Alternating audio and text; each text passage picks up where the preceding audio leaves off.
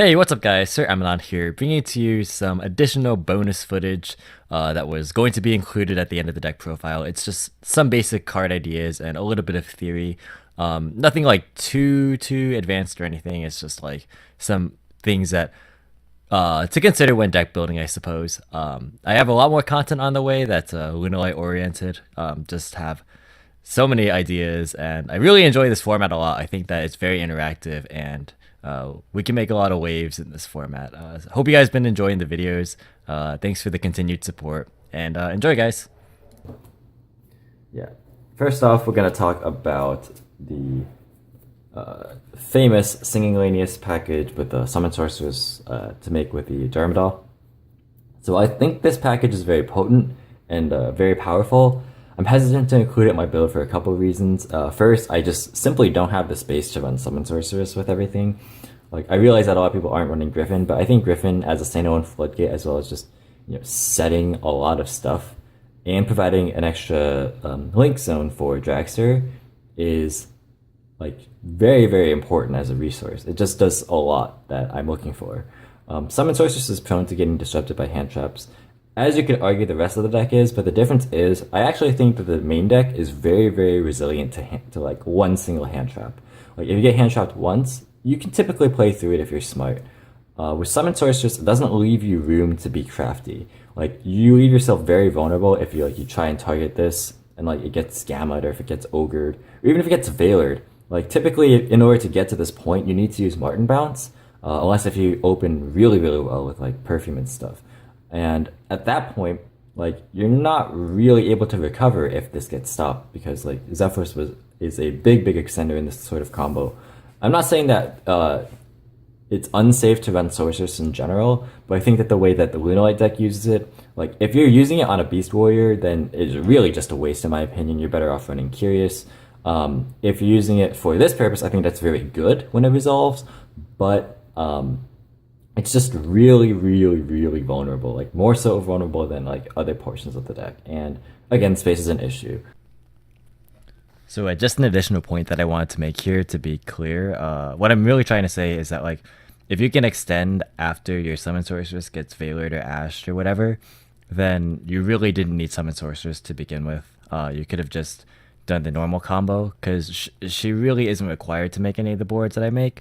The only reason would be like if you want to make a really big board with minimal setup, but like I think at that point, like, you're just kind of asking for too much, where like you're looking at things in a vacuum more so than like trying to play out hands like in a realistic situation, like where you're going to be going against disruption, or you have like other extenders past like your 2-card combo. So I think it's just worth it to like play other cards that are more consistent, more resilient, and just overall more reliable in general. So that's why I'm not running those cards. You are certainly welcome to run those cards if you like a more combo-oriented build, like a full-on combo-oriented build. I just think that not my cup of tea. All right. Next, we have the Reborn and the Fogblade that I have been cutting. I really like these cards. I just really want to make 40 in the main deck. That's kind of what it boils down to. I think I cut Reborn in favor of keeping Rhoda and like the other stuff, because you have enough cards to revive. You just want more cards that dump, and the cards that dump are inherently weaker than like the 3 extra Perfume. I ran through the numbers earlier, like I said in this Rhoda, like when I was talking about Rhoda. But yeah, I just felt like Reborn is like actually just a worse Perfume, to be honest, because Perfume will get you a Tiger. This really doesn't get you anything unless, for example, you get like Striked on your Armageddon Knight and you can bring it back or something. But that's like super fringe. It can come up. It has come up, but not enough for me to justify keeping it. And then Fogblade is sort of in a similar-ish predicament as like other going first utility cards. It's nice that it's searchable in case you draw like hard draw the rank up spell, or the Shade Brigandine. You have an extra target to search off the boots. The problem is that it itself can somewhat contribute to like weird, awkward hands. I think that like if you aren't able to play the game, one Fogblade isn't really going to save you from their onslaught, as well as the fact that it just isn't a combo piece. Like as sad as it is to say, I kind of just want like consistency, and I think while Fogblade offers very good utility, it kind of dampens what you can really do as far as like opening the same hands over and over, which is something I really, really like right now. So just another addendum here that I wanted to add is that I know this logic for Foul Blade kind of conflicts with the reasoning for running Twin Twister in the main, but the way I think of it is that like for your non-engine defensive cards, you want them to be sort of meta calls that have utility, particularly when going second, but like even when going first, you want your cards to be useful. And the difference is that like I think resolving a Twin Twister or stuff like Joel or Kaiju's, which is like other stuff that you can definitely run, that would be far more of a hindrance than just a single Foul Blade, despite it being searchable. So that's kind of the reasoning there.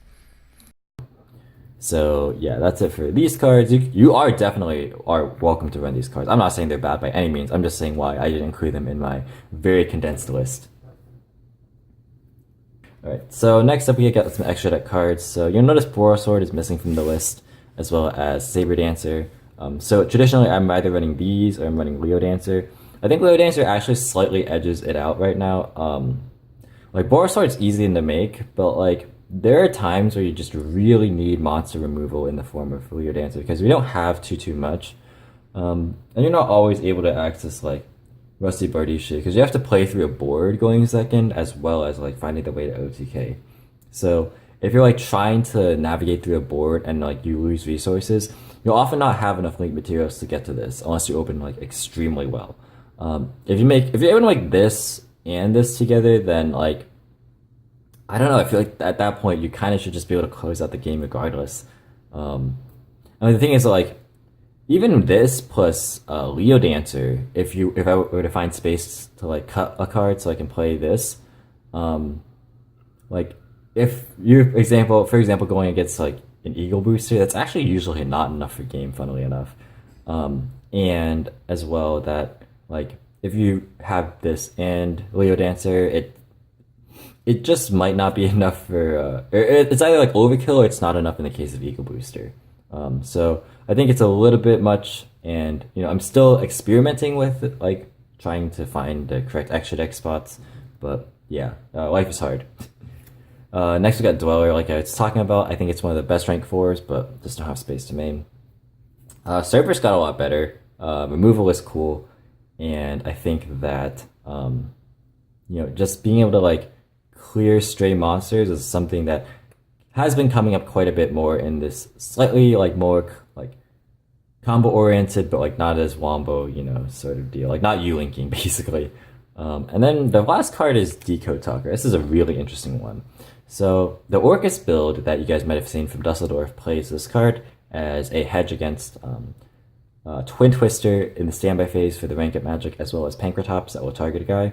So this kind of effectively would answer both of those. The thing is, in my build, I actually have answers to those in the form of Griffin shutting down Pankratops, as well as the Dawn Dragster being an answer to the Twin Twister, as well as like evenly matched and stuff. So I just think that those offer board presence, like they are threats that your opponent has to answer, whereas Decode Talker, you're like dismantling your board just to protect it, which is like you're dismantling one half of your board to protect the other half, which I think is like not very good for a follow-up, especially if you're like forced to pop your own tiger in your own combo. Just I think it's less consistent than summoning more negations and floodgates and stuff. So yeah, I think this portion where I talked about like theory cards, now that before its own separate video. The first part of the video went on for like almost 30 minutes, so I'm not too keen on, you know, making people watch like a 3-5 minute video because I'm already going to be posting a dual video. So yeah, keep your eyes peeled for that. It's going to be up very soon, if not by the time you see this. But yeah, thank you guys so much for watching the video. Really hope you guys enjoyed it. Let me know what you guys think in the comment section down below, and I'll catch you in the next one. See you guys!